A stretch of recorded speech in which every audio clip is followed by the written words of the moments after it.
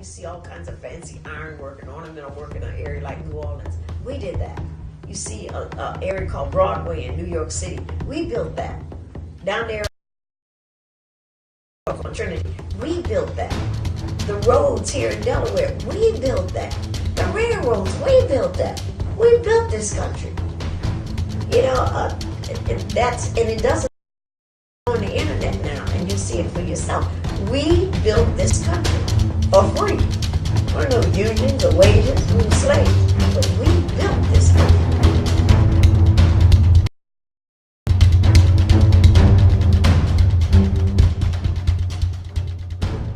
Guys, this is Morris Michelle with Be Influenced. I'm here with Daryll Triplett. How you doing today? I am wonderful. How are you? Nice. It's a pleasure making your acquaintance. He is the owner of VH2, a kingpreneur, and a Renaissance man. And get ready to be influenced. How you doing today, sir? Wonderful. Thank you for having me. Thank you so much. And tell me a little bit about VH2. Well, VH2 is an American cable television station that was formed a few years back by myself and my wife. It was mainly formed for smaller producers, actors, comedians, things of that nature, people who do not have a platform to put their art on, you know, their movies, their shorts, stuff like that. So we're simply a platform for movies and television series and things like that. So say, for example, someone has a script, right? But they didn't get the actors, they weren't able to cast. How do you help that person? So basically, you know, the first thing at VH2, the first thing that we like to do is to educate. Because there are a lot of talented producers that are out there who they may be able to write, they may be able to even produce somewhat, but they have no idea about the business side of the movie business or the entertainment business.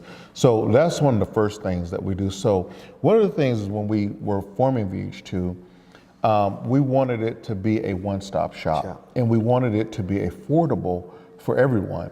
It does no good for us as a TV company or a TV network to make the prices so outrageous to where the general man can't afford them. That's true. So if we get someone that comes to us with a script, let's say your script is not fully developed, or you're having trouble writing or something like that, we have in-house writers that will sit down with you for a very small nominal fee and will help you develop your script.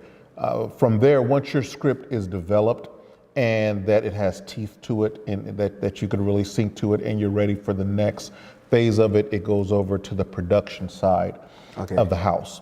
And then once it's over to the production side of the house, that's where we make it come alive on TV. So we make it come alive on paper first, and then we send it over to the production side of the house where we again bring it to TV. We even have places that help finance your film, your short film or your movie or whatever. So again, it's very important. We don't want to be that brand new Mercedes-Benz just sitting there all shiny, you know, and it's just dangling and the slobber's drooling out of your mouth and you know, but you don't have the keys to it. You can only take pictures. You can only take pictures with it, just pose for a selfie or something. So we want it to be a one-stop shop when it comes to the producers and things like that to be able to make your film come alive. And how has the journey been so far, being the owner of VH2? Well, you know, my wife and I, we've owned several different businesses. This isn't just the only investment that we've made. We own a security company, we own a hairline company that distributes hair. We don't do just like one-offs from Girl to Girls. We distribute hair to one of the largest retailers in the world, Walmart. You might have heard of them. Yeah. Yeah. So we have always formed and have ran businesses. So VH2 is another branch off of those businesses. So basically what we do, we use revenue from one company to fund another company, and from that company to fund another company, but it has to make business sense for us to do something like that. So in that aspect of it, it was sort of a tough road to toe because you're having to look at finances, you're having to look at putting personnel in place, who's going to run a production side of the house, who's going to run the administrative side of the house, who's going to do your all your legal work. That's That is a true. nightmare in itself. You need a legal. Yeah, so it was a tough road to toe, but we've towed it, and we're there now. So it is. It's a very expensive thing to do, but it's something that my wife and I, we sat down, we prayed about it, and we really wanted to invest the time and the money into putting a platform together that's truly for the people. Okay. Ladies, they do have bundles, so. Yeah, we do have bundles. We have a clip-in hair. We have all types of different hair that Walmart now sells. A lot of people go, Walmart don't sell no hair. I said, they do now. They do. So go to Walmart, pick up those groceries in those bundles. And why did you choose the entertainment business? I think when we're looking at forming any business, we have to look at the supply and demand. Okay. And I've been living here in Atlanta for 18 years. I'm originally a Buckeye. I'm from Columbus, Ohio. Oh, okay, go Buckeyes. Yep. And so one of the things with Atlanta, of course, as everybody knows, is we're the Hollywood of the South. That's true. And we just knew that the time was right with the tax incentive credits that the governor has given out for the big movie companies to come here to make these movies. With the show of the Black Panther that's out now, that's in the billions of dollars right now. I mean, it is just the right time. It's the right time to pull the trigger on something like that. So, but we've been involved in several different aspects of businesses. And one good thing about business, if you know the general concept of business, you could pretty much apply it to any line of business that you want. What we do, we team with the very best people in the business that know the business. So for example, with the VH2 Networks, we've brought on a dynamic producers who produced a lot of films from our attorneys to script writers to stuff like that. You just have to know to partner with the best. You don't have to be the best. That's true. In that case, I'd have so many different hats on. I'd be the jack of all trades, a master of none. But what we do have a niche for is partnering with people that know the very best, and thus your VH2s are born and stuff like that. And where do you see VH2 going? I wouldn't say 10 to 20 years, but 25 to 50 years down the road. I could easily see it going bigger than a Netflix, because see, it's not the same platform as a Netflix. It's better because we're dealing with that producer who freshly has that new seed planted in his head, who has maybe even taken his short film or his movie to the major production companies or the major networks, and they've turned them down for whatever reason. There's a 50 billion reasons why they would turn you down. So we concentrate on that there, because there's a lot of diamonds in the roughs out there. There's a lot of people who have very good shows who just simply don't have a platform to put them on. So if you're looking at it in terms of, for example, the film festivals that they usually have once a year or whatever, and it costs you a few $1,000s to go to the film festivals. I've been to several of them, and so I know. So about time you're looking at airplane tickets for you and your wife, hotel stays, car rentals, ticket pricing, all that other good stuff. It could be up to a couple of $1,000s. Well, with a couple of $1,000s, we're offering a whole year of advertisement, or not advertisement. Your show can be on VH2 for a whole year for that. Wow. And a lot of people say, well, what's the trick to it? Why is it so cheap, $250 a year? We've never heard of anything like that. It's part of our platform and what we built.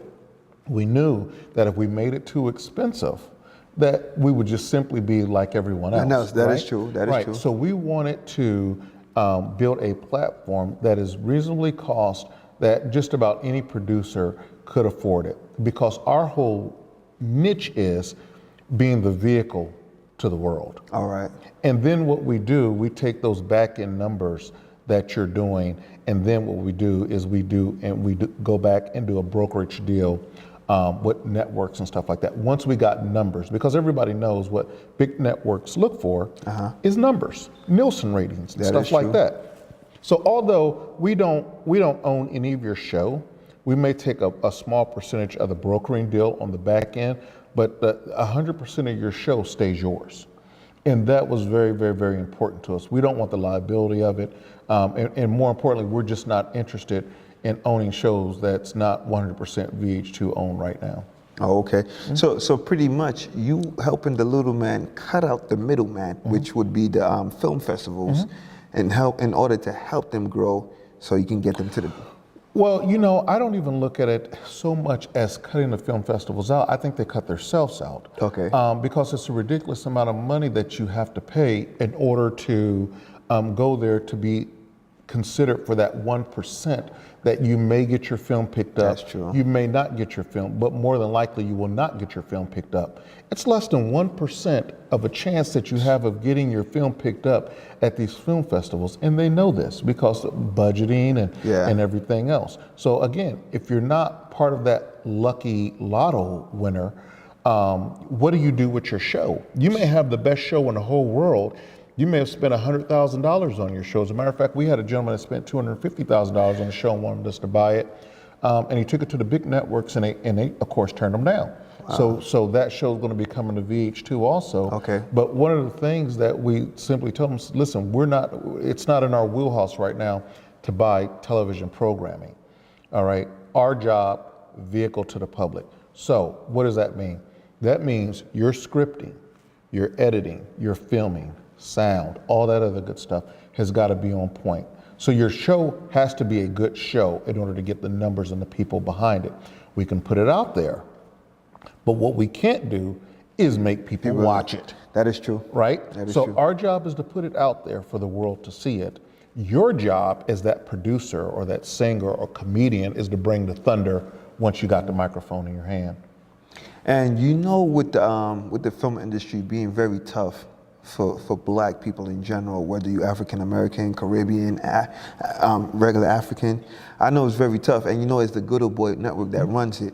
What is your motto to avoid having to beg and crawl to these big wigs? It's real simple. You own your own networks. You own your own network.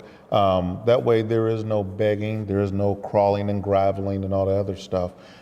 We got tired of that. We've begged and graveled.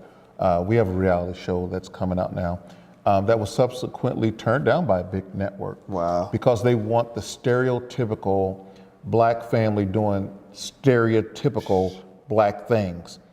They want, drinks on each other, fighting, arguing, drugs, all that other stuff. And we have 10 children. And ain't none of our children raised that way, or else it would be a very different reality show. It'd be how did Daryll Triplett mess these kids up so bad? It's a shame the way he beat those kids, But when you try to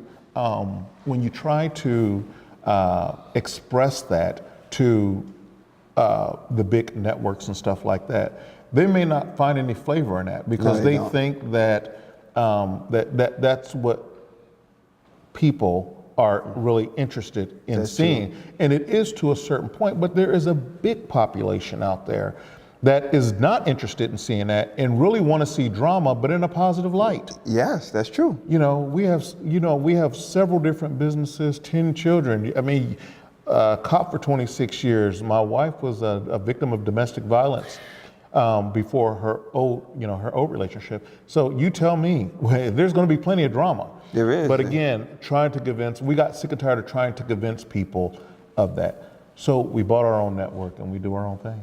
And you being the owner of VH2, how would you be able to control the narrative? Because as you can see in society, these networks, they cast a negative narrative on black people, black family, black everything. How can we change that narrative? Well, I think it's important to have the Meet the Triplets, where America sees black people in a positive light. I think it's very important to have the Black Panthers, or the Black Panther, the movie, to be able to portray black people in serious roles and serious theatrical roles. Even and Girls Trip. And stuff.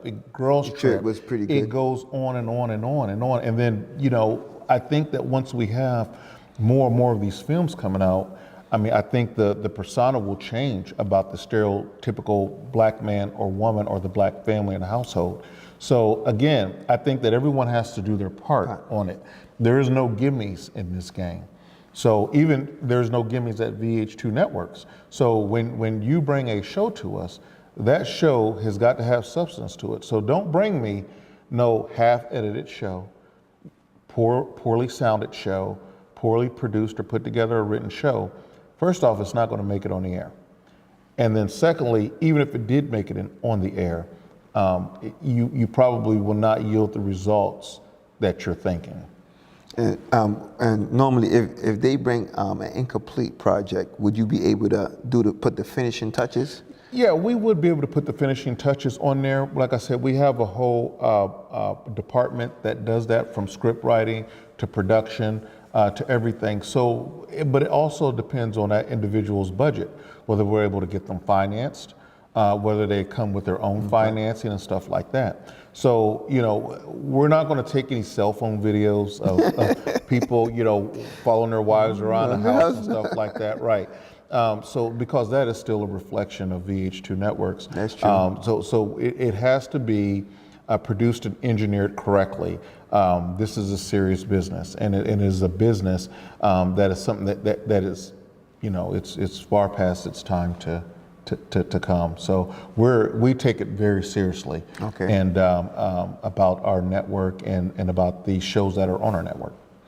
I know you have a great event coming up on the 18th of March. Please tell the people a little bit about it. Yeah, so, you know, one of the things that we like to do when we do any business is we lay it out in layers. So for the launch of VH2 Networks, the formal official launch of VH2 Networks, we had a Christmas mixer back right before Christmas that we were getting so many inquiries about VH2 Networks that we wanted to give sort of a sneak preview, and we had over 100-something people to that event. Well, this event is right now we have over 300-something people booked to come to this Black Tie Let's double Fair. that, Black community, let's double that. Let's double it to 600. Come on, we're counting on you.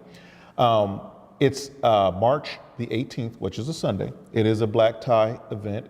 It will be at the Hilton on Peachtree Industrial Boulevard in Norcross at the Hilton from 6 to 9. So come dressed to impress. Come out, get a chance to meet me, meet my staff. We will be signing deals that day. So if you have a completed project that, again, you've taken it to the film festival, you've gotten turned down, you want to get your movie, your short film on a platform, then bring it over to VH2. If it fits our wheelhouse, we're signing deals right there that day. And to the younger generation that's coming behind, what advice would you give them knowing that the film industry is a very tricky road? I would say a lot like in my policing days, training, even in film and in television. Take your acting classes, take your craft serious. I don't care if you're a comic, I don't care if you're a singer, an actress, an actor. Take your job seriously and keep plugging at it. Don't let no one tell you no, because believe me, I've been told no a lot of times and the door slammed in my face a lot of times. So what we do, we simply break down those doors and we don't stop. So stay the course, keep your head on straight. You don't have to do the drugs. You don't have to hit the casting couch. There's none of that crazy crap. Be positive, keep pushing, and go on. Also, tell us a little of the shows you have on the rundown on VH2 currently. Oh man, yeah, well, we have a lot of them. I mean, we're getting pitched every single day now. I mean, we're in meetings after meetings after meetings on a daily basis. We have comedy series that are coming, drama, theatrical TVs. There's a lady who's doing a poetry night. Wow. There are short films. There's, did I say drama series already? Drama series. Reality TV. The triplets. And talk shows that are coming. So we hit church and worship. All right. Is a very big deal. Yeah, on Sundays. Right? Church and worship. Well, we're going to have it on our Roku channel where you can access it 24 hours a day, 7 days a week. So it's important to have that, that flexibility here. So, and again, something else I want to say, when submitting your shows to VH2 Network, is that we're going to air if your show is picked up by VH2 Networks and you're entering into a broadcasting agreement with us, you'll be seeing to roughly about 30 million people or so. 3.5 million of those people will be here in the general Atlanta area, where we will do open air broadcast. Now, and let me educate you a little bit here. The difference between open air broadcasting and paid, like your Roku or something like that, is with Roku, we can get a little bit sketchy on, if someone says a cuss word or something like that. Okay. They'll sort of let that roll because it's paid cable TV. All right. With your open air television, not so much, Nice. because it's geared, and FCC regulates all that. For example, like every F-bomb is $25,000 on there. So we're going to only be able to afford about one, no more than two of those before we file in bankruptcy, people. So please don't make us file bankruptcy. We're very serious on that, and we look for that when we're reviewing your tapes and stuff like that. So it depends. If you want the maximum exposure and coverage, I would suggest that craft your art, but just know that if it's too dramatic, too sketchy, we can't put it on open air television. If it's a little sketchy, it may go on in the evening times at night when the kids are in bed or something like that. But if it's over the top, then it's going to go to a Roku channel. We still have a home for it here, but it will just be on a Roku channel. Okay. Yeah. And where can the people find you via email, website, as well as social media platforms? Sure, we do have a social media platform on Facebook, VH2 Networks. We do have an email address. You can email us at info@vh2.tv, or if you want to submit your short film or your film, you can do that by submitting it to submissions@vh2.tv. Well, you see, it was a great pleasure talking to this gentleman right absolutely. here, this kingpreneur, this Renaissance man, Daryll Triplett. Please stay tuned to VH2, which is coming to a TV near you. And I hope you was influenced. I'm Moise Michel, and we out. Peace. Thank you.